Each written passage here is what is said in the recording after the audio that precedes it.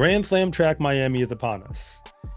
And we've been waiting because when slams go down, you got to wait a few weeks, really the better part of a month before you even get much info about what's about to happen. But we've been waiting for what's about to happen. And the stage is set. And now we know who's coming to the line. So in the men's short sprints, the races are coming back, but we have a brand new set of challengers. For the most part, one guy is returning. So I gotta ask before I even get into the names, what are you expecting to see? Because I think this is gonna be a good one.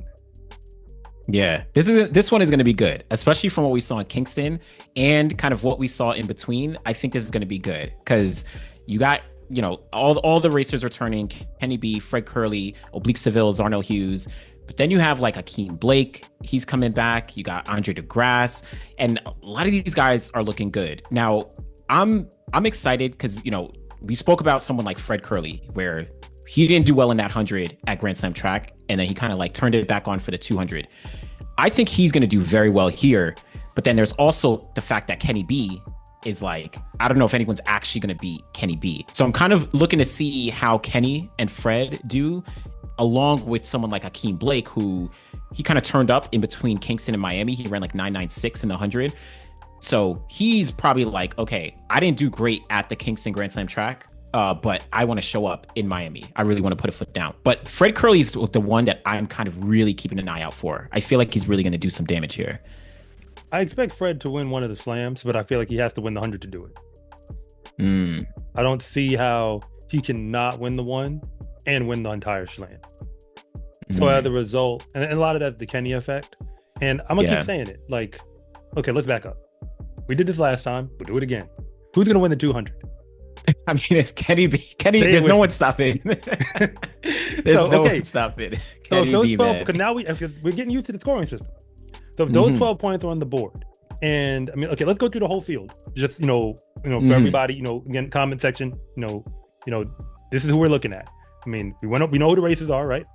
So it's the 4 names. We have Fred Curley, Fred Curley, Kenny B, Zarnell Hughes, and Oblique Seville. That's the 4 racers. Yep.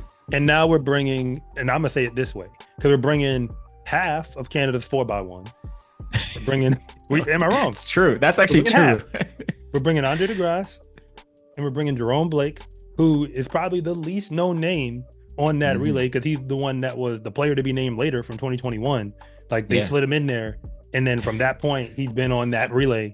Took over for, I don't know, maybe it was Justin Warner. I don't know. Yeah, somebody back then. But regardless, didn't Jerome Blake win? Was it Bermuda or was it Miramar? He won one of those. I think it was Bermuda. Oh, that's true. Yeah, Bermuda Grand Prix. That was either last year or the year before, something like that. Yeah. It was like, was it 22 or 2023? It might have been 2 or 3 years ago then. Yeah, but there was one. You're right. He did. Because Arian Knighton was in that 100. Because I just looked at the footage not long ago, and Noah Lyles was in that 100.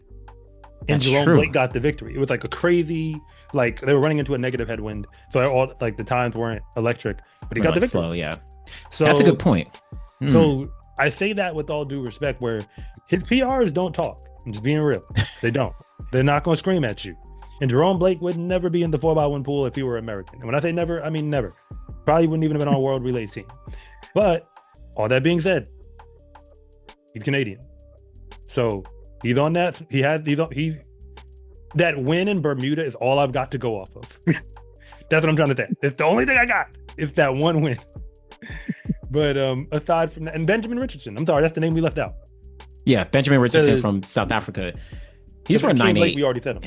Yeah, Akeem Blake is back. Benjamin Richardson, he's kind of a interesting wild card. He's run 9.89. He made the semis at the Olympics last year. So he has some. He got injured at some point. So yeah, he didn't. I don't think he ran on the 4x1 for South Africa. Maybe that's how Walaza got that spot. That's true. So he's a little wild card in here, but I think we could probably agree.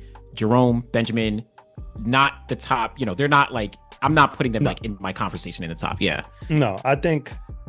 Okay, let's ask this. The racers went 1 through 4 last time. Yeah. The order is irrelevant. Kenny on top, then people.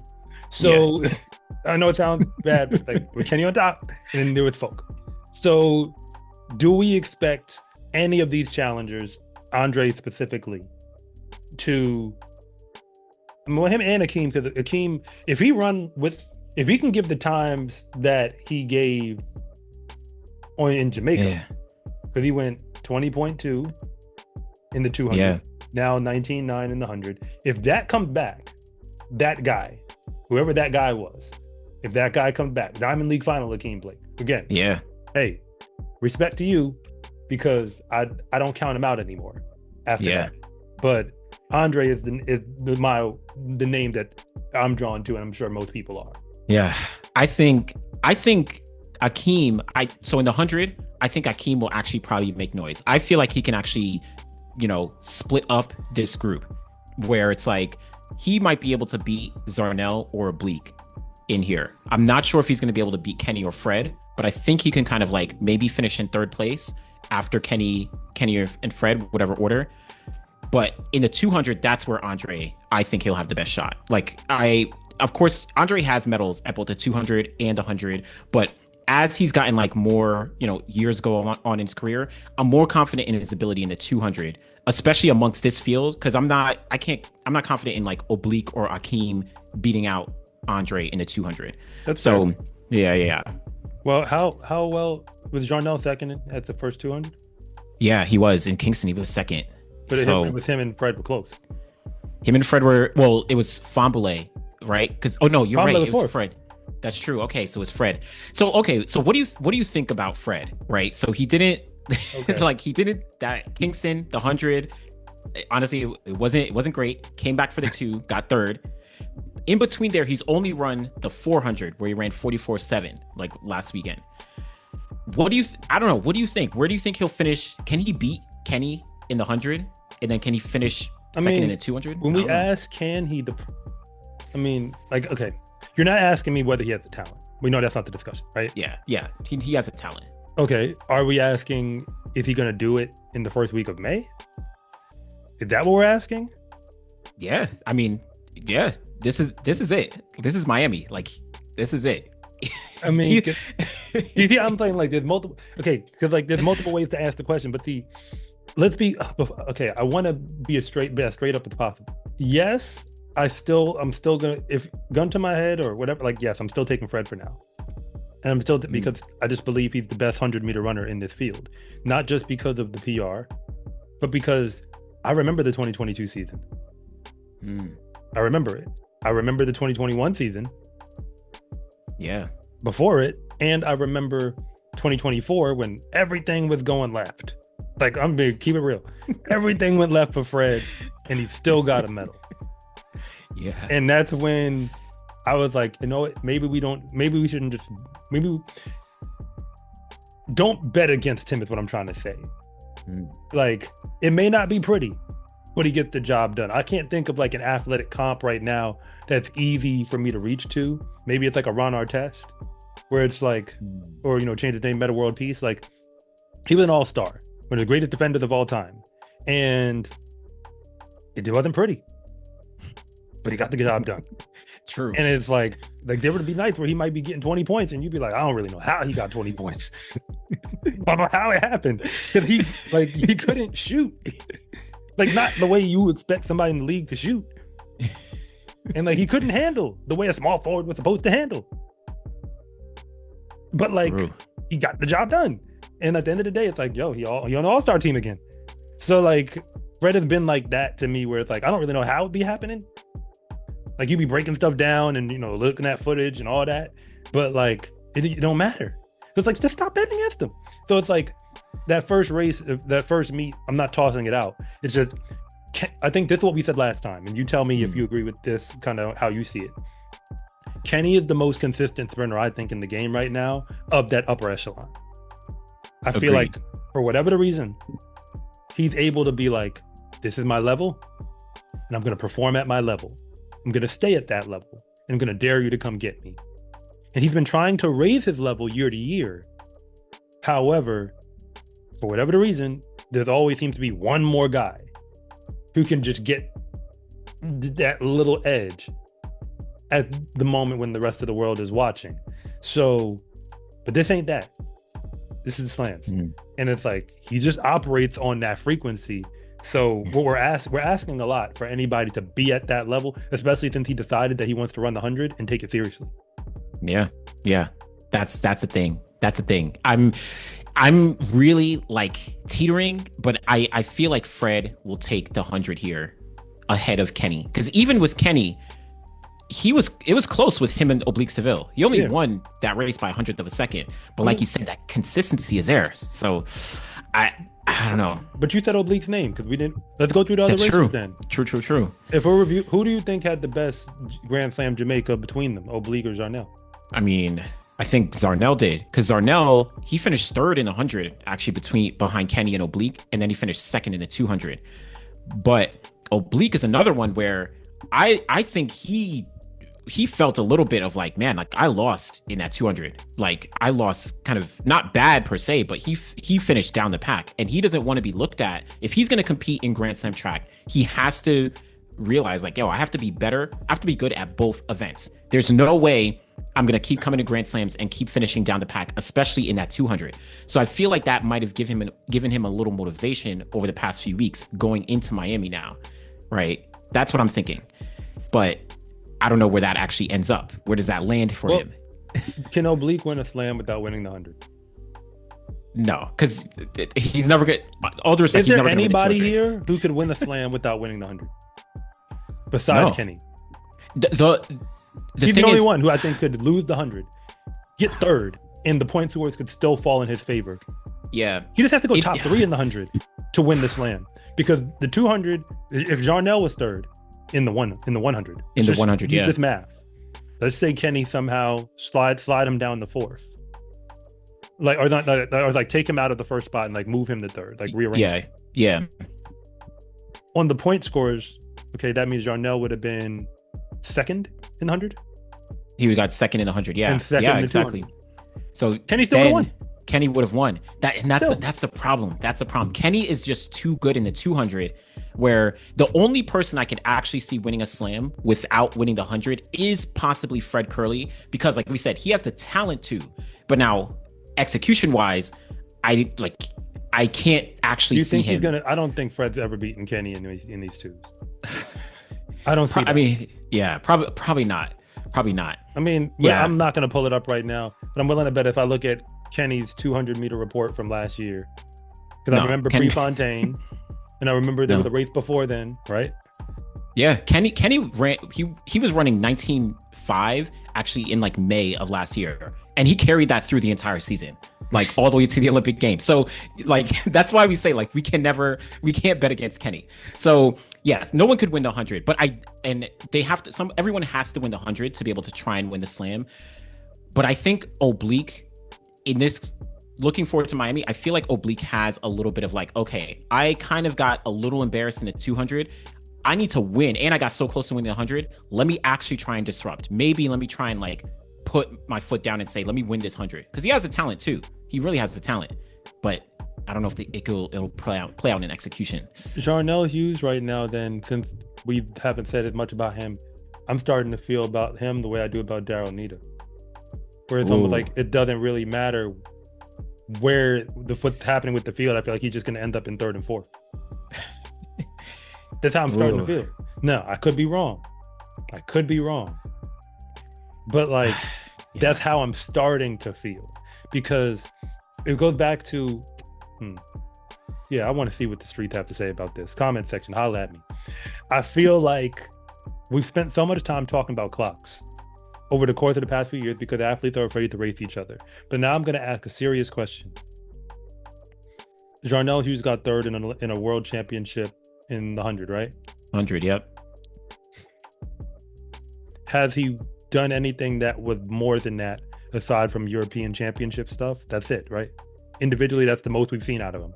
That's the most he's made. He made the Olympic final in 2021. That was when he first started, but that's unfortunately it.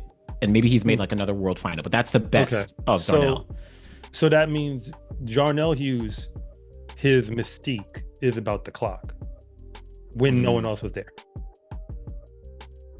Am I missing something? That means that's where a lot of that rep starts coming from then. It's not so much about racing. And I think the future of track if the sport is ever going to thrive, which I believe Grand Slam track has their finger on the pulse of, but needs to now almost show the world this is what you wanted.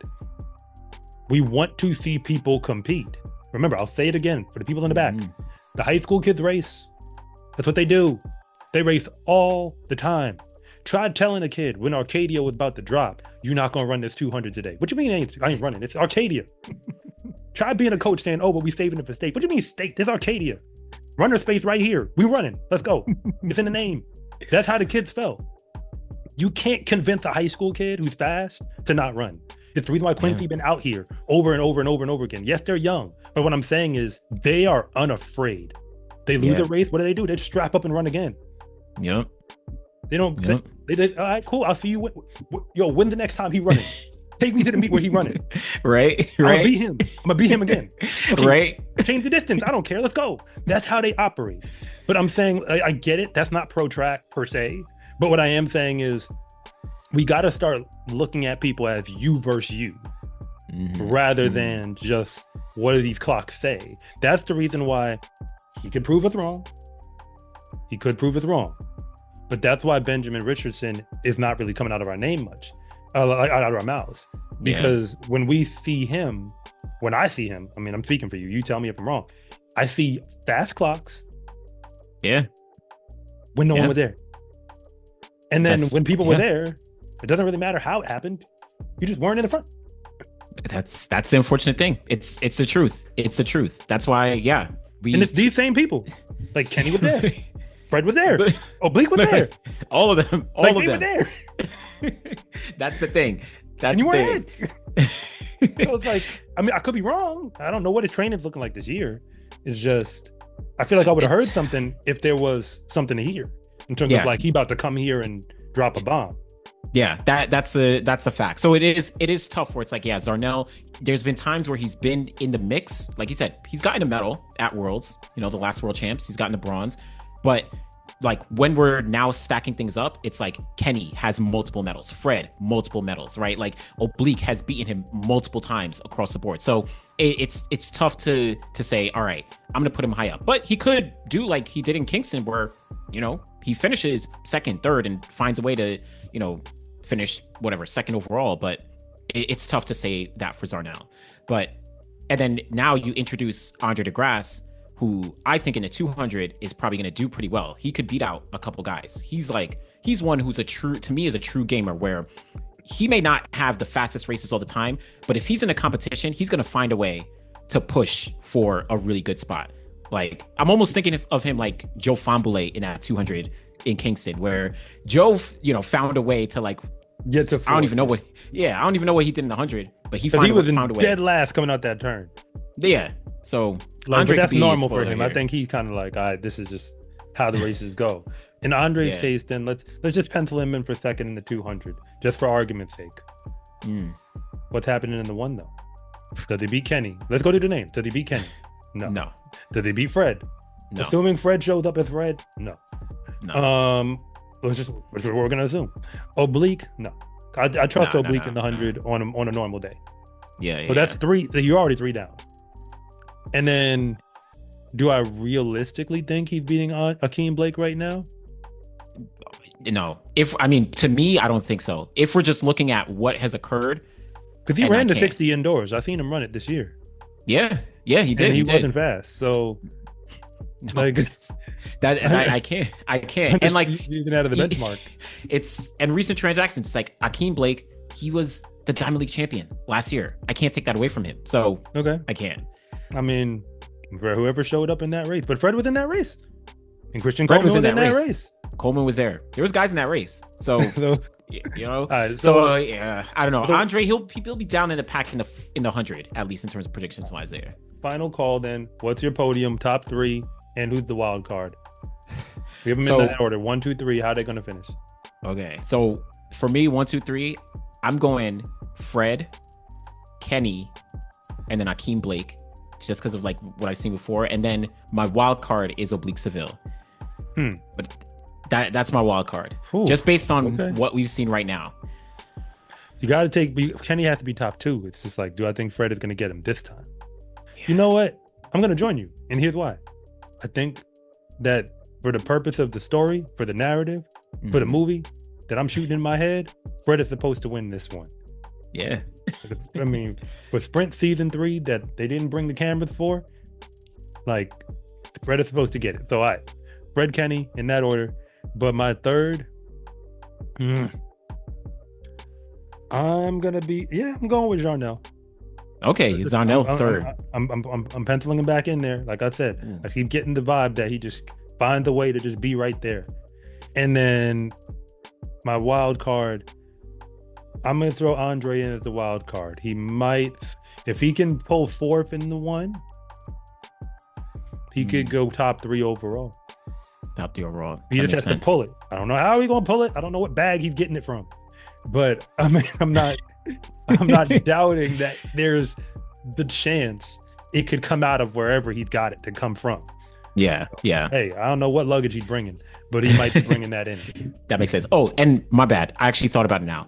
I have Kenny winning the whole thing. I was actually thinking the 100. Kenny's winning the whole thing, and then I have Fred second. Oh, that's okay. why I have. I got Fred winning the whole thing, so we're flipping it then. Okay, yeah, no, I have Fred winning the whole thing on the strength of the 100. I have Fred winning the 100, but I don't think he's going to do enough in the 2. I'll probably have him like third in the 2. I think Kenny is just going to get second in the 100, and then he's going to win the 2. So yeah, I have Kenny, Fred, and I still have Akeem, and then Oblique is my wild card.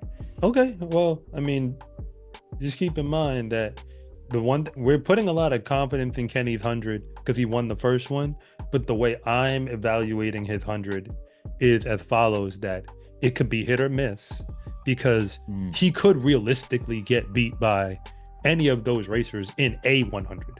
True. That's why I don't bet the house there. It's just that he just gets the largest margin for error. Yeah. Because it's like when you set it up where 12 points go for one event, and that's the key of the scoring system in its present structure, it makes it so that you just, as long as you don't bomb, you're probably gonna be right there, if not win. Yeah. So for that reason, if we're giving him 12, it's like how many places does he need to fall down? He can't get higher than 4th for anybody to have a real shot at that. Yeah, that's the problem. That's the thing. He's making it real hard for everybody with the way that he makes it hard for anybody to really put up a fight. So we've got the long sprints. Now on the men's side, we're diving in with a few long sprinters. We saw some changes. Steven Gardner is in here. He's replacing Quincy Hall as a racer, but we still have, for the most part, pretty high quality field between Matthew Hudson-Smith, Steven Gardner, Dream Richards. So who are you looking at as the top 3? We saw Matthew Hudson-Smith. He won in Kingston for the long sprints, the 400, 200. Who do you think is going to take the top spot here? Does he retain it, or does someone else take that title? What do we think? This field is a toss-up in a different way because we have 2 guys in the field, but one specifically who actually is fast in the 200. Because the long sprints group, deceptively speaking, is really a 400-meter group. That's what it is. Yeah. It's just codenamed as something else. So as a result, since it's the 400-meter group, then you put a guy who can run the 200 under 20 in that group. Like well under 20. Like now we've kind of blown up the group because we just handed him 12 points because Ogando don't have to give, that's his name, but in case you were not paying attention, Alexander Ogando, you reminded me because I forgot. He's been in every single final from 2022 to 2024 on the world stage. Every single one. He may not be in the front, but he was there, and that matters. So as a result, considering we're competing, ain't nobody here beating him. Nobody, none whatsoever. So that's 12 points in the bank for him. And I'm even throwing it out. We got another challenger, Ryan Zeze of France. Or Zeze, or forgive me if I said it wrong. Comment section, let me know. I mean, I looked it up. Like he's technically a 200 runner. Yeah, he's better in the 1 than he is in the 4. If we're going off World Athletics and what they think about his personal best, but he's here. So I'd say if we're going off of that, like unless he's just out of shape, because Jareem Richards, he was a 200 runner. I don't think he is anymore. I think he was in terms of like what he was putting down. But the 19 guys, seconds. They've been doing this recently.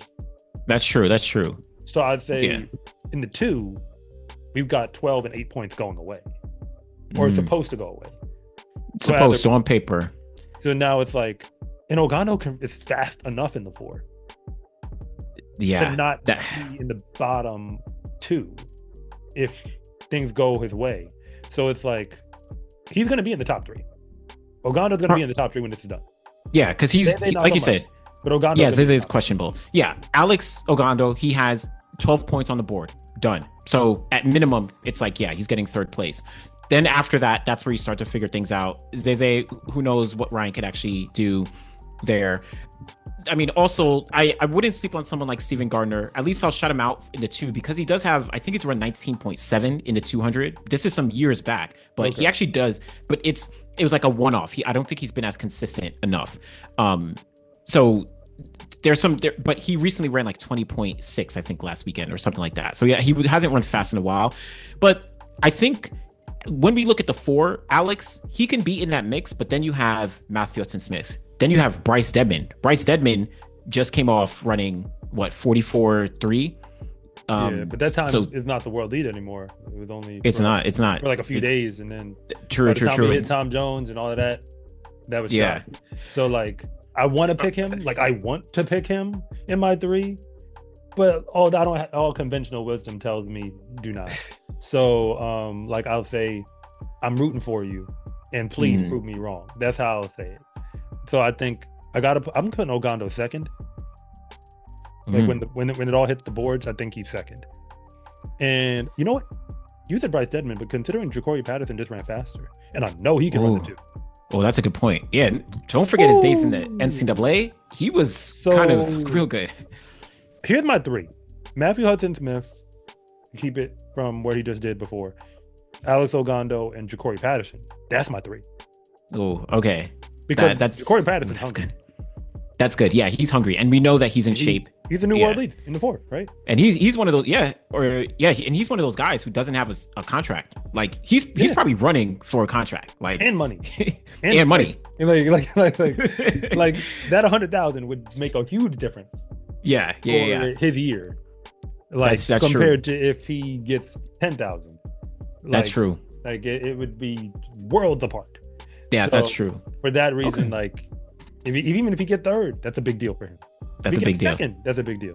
So Ja'Cory Patterson wants to be first. Yeah. Grand Slam track, this meet for him is a big deal. So I'm just gonna throw it at the board and see what sticks. I'm calling Ja'Cory Patterson, Alex Ogando, Matthew Hudson-Smith in that order. Ooh, okay. So that's wow. So I'm gonna go Matthew Hudson-Smith. I'm gonna go Ja'Cory Patterson, then Alex Ogando. With Jareem Richards is my wild card because I feel like he can do well enough in the 2 and the 4 to like really show something. But yeah, Matthew, Ja'Cory, and then Alex. If you're giving me a wild card, then I'm gonna just go on straight allegiance, Bryce Deadman. That's fair. Even though I ain't gonna lie to you, I don't know if all the numbers are in his favor. But on straight allegiance, I'm with you. You pulling Bryce Deadman. But so if we want to take a look because speaking of Ja'Cory Patterson at Tom Jones, I think he finished second place overall to I forget who it was. It was Chris Robinson, who's in here, but who's running the 400 hurdles as a challenger. So we can take a look at those long hurdles where we have a similar field. Actually, we have same racers: Alessandro Santos, Caleb Dean, Rashawn Clark. But now we add in Chris Robinson, who actually ran 44.1 in the 400. You have a couple other guys. Trevor Bassett is in here. So what do you think about that field, the men's long hurdles? This is another one where I can actually call it straight up. Alessandro Santos, Chris Robinson, Caleb Dean in that order. Caleb Dean is too fast to be not competitive in the 4. He just has to put together a good 400 hurdle race. Like that's really the hardest part of this for him. Chris Robinson is hungry. We know this. And so you just pointed out that because I thought Patterson had the lead and Chris Robinson technically had it. So there you go. Again, the hungry athletes, GST is an amazing stage for them. Yeah. Like the ones who don't have the table set at all. They're bringing their appetite. They're bringing the silverware. They're bringing the rotisserie chicken if they have to. They bring everything. They're like, yo, look, as long as they're at the table, I'm good. Whereas other people, like, they not even coming to the table till they see the Thanksgiving dinner and everything laid out. So those are the ones who ain't here yet. So for that reason. But I don't pick against Dos Santos. I don't.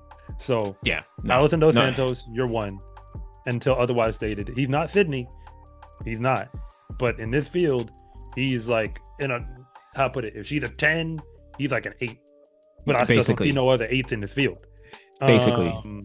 Or even an 8.5. So, you know, I mean, he's in a world where there's 2 9s in the game with him. And then, you know, I'm going, that's my, hey, that's it. Chris Robinson, that's your 3? Caleb Dean. But again, it's for him, for Caleb, it's the speed. Because remember, he ran the 60 hurdles too. This man ran the 60. True. That's true. He was an NCAA indoor champ. Open 60. Oh yeah, finalist in Open 60, NCAA champion in the 60 hurdles. He did both. That's true. I actually forgot he was in the Open 60. Yeah, people like him need team track, unfortunately. Oof. Because we need to be able to see what he can do across all the events, and they won't let us. Yeah, that's true. That's true. No, that's fair. That's fair. I have the same top 3. Like Allison Dos Santos, Chris Robinson, Caleb Dean. Like Chris Robinson, just like with Jacory Patterson, like he doesn't have a contract. He is trying to show up now, obviously to get that money, but to prove to whoever's out there watching, like, yo, I deserve a contract. I deserve to be like in this mix. And like in the 400 hurdles, obviously he has a world lead in the 400 now, but like he got 4th place at the Olympic trials last year. He literally got edged out by Trevor Bassett. So he has the ability to be one of those guys here in the 400 hurdles. And I think this is set up perfectly for him. But yeah, no one is touching Allison Dos Santos. Like we saw what he can do. It's like foregone. I mean, no, shout out to the rest of the field. Don't get me wrong. Of course. Like I'm not saying like trying to like disrespect them. It's just when I look at the numbers, I have real reasons to take all 3 of those names ahead of y'all. And you can prove me wrong. Hey, I'll be there. You can say it to my face. But I mean, like I'm just going off of the past logic. And Dos Santos won the 4 for the record. He did. Yeah, he won both. I mean, hey, you want to beat him, you gotta do it. Yeah, that's what it is. That's what it is. So yeah, I mean, last one. I mean, I think the men's short hurdles. Now this one is, I think, just as tricky. We saw it in Kingston. It was all kinds of ups and downs, similar to the women's short hurdles where the 110 meter hurdles, we know what they can do there, but the 100 is like almost like a toss up. But now we have some other names in here. You know, we got Trey Cunningham. He's actually the world leader in the 110 hurdles right now. Actually just beat out, Grant Holloway at Tom Jones. So huge victory. Yeah.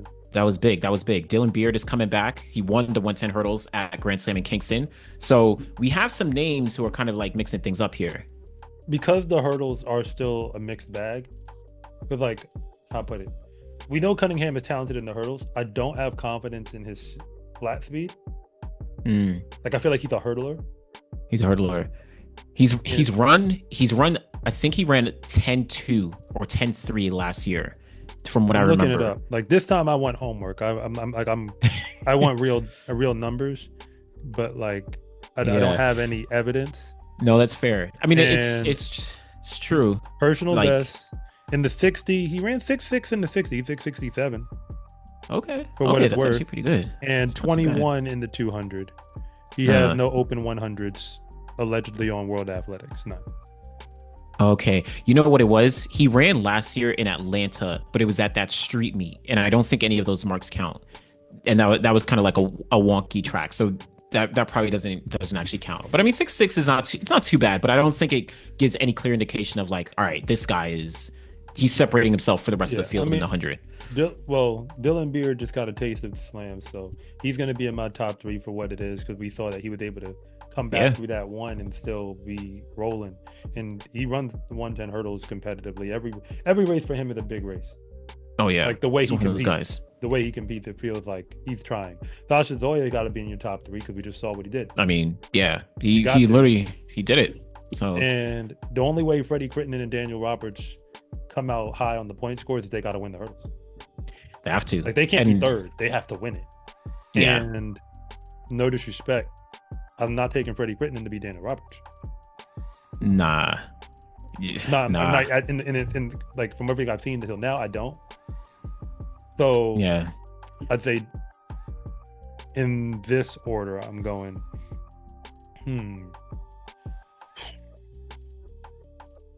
Sasha Zoya could get knocked down the third, or like he could lose the slam, but like I don't think he's getting less than second in the 100. No, Yeah, no way. So for that reason, in the hurdles is where you have to get them. So if you get where we are in the year, I mean, because like, okay, Trey Cunningham, like in the 100, what's he gonna get? Like fourth, fifth? I mean, it honestly, outside of Sasha, I think it could be a toss up. He can get second, he can get eighth. I don't know. That's a thing. That's a thing. I don't think he's getting eighth. No. I mean, probably not. But I mean, it's just like it's a toss up. I think Trey will probably finish higher in the 100. I think he'll do pretty well in the 100. Well, but okay. Well, we gotta pick our three. So for my purposes, because everybody had their reasons. For my reasons, I'm going in this order: Dylan Beard, Sasha Zoya, Daniel Roberts. Oh, okay. Because I think Daniel Roberts is gonna pull a good hurdle race out. Think he'll pull a good one? Okay, I can't be mad at that three. I think for me, I'm gonna go Sasha to win it again. I'll go Dylan. Actually, no, I'm gonna go Sasha. I'm gonna go Trey Cunningham, and then I'll go Dylan Beard for third. Because I think my only thing with Freddie Freddie and Daniel, I just remembered it. They're both running in China this weekend, and then they're coming back over to Miami. So I don't know with the travel. I'm sure they'll be ready. Like, they're professionals. They have no choice but to be ready. But I just think someone like Trey, who's just coming straight from Tom Jones over, going to Miami. I just think those little things are probably gonna and Dylan Beard, he's running for Walmart right now. Like he needs the money. He wants to keep winning that money to I don't know, pay off everything. Pay off his bills and stuff. I mean, hey, a lot of us do. But I hear you though. I hear you. I mean, all I could say is when I look at the names, I mean, I go back to where I'm drawn. Dylan Beard has shown that he's unafraid to compete. You have to understand, this man opens his seasons running at Clemson. He don't care. For where he's at in the game, a lot of this, will we go to the Diamond League and will we go over here and will I no show? He ain't none of that. He ain't got time for that. Yeah. He don't got time for that. He come in the game and it'd be like, okay, when did the meet start this year? Where are we going this week? Yep. We gonna race. That's what he does. And for the most part, he races well everywhere he goes. The thing is, he's American and making teams in the hurdles. Because especially when Grant Holloway says he's showing up indoors. Yep. I mean, there's always a spot that doesn't exist for everybody else. Now you're chasing two spots. And for World Indoors, it was one spot. Because I'm saying two people. Yeah, literally. So, it's not his fault that the way the game is set up, the spot that he could win, he got third, right? At USA's, right? USA's. Yeah. I'm saying, because the hurdles is a very different bag than what we get in the short sprints. So, but yeah, you can't go off of that alone. So yeah, I'm saying, I'm calling it. I'm gonna stick by my guns. For my purposes, I think I got Dylan Beard to win it. Okay. Yeah, I'm not mad at that. I think toss up. I'm going Sasha, but I think Dylan Sasha I feel the most confident about. But yeah, we'll kind of we'll see how these things play out. But yeah. My name is Anderson from The Final Leg. And I'm Coach Rob from SCA Track and Field. And thank you for watching this segment from The Finish Line. If you want to know what's really going on at the high school and college level, be sure to subscribe to Coach Rob Track and Field. And if you want more content on the best track and field athletes in the world, be sure to subscribe to The Final Leg.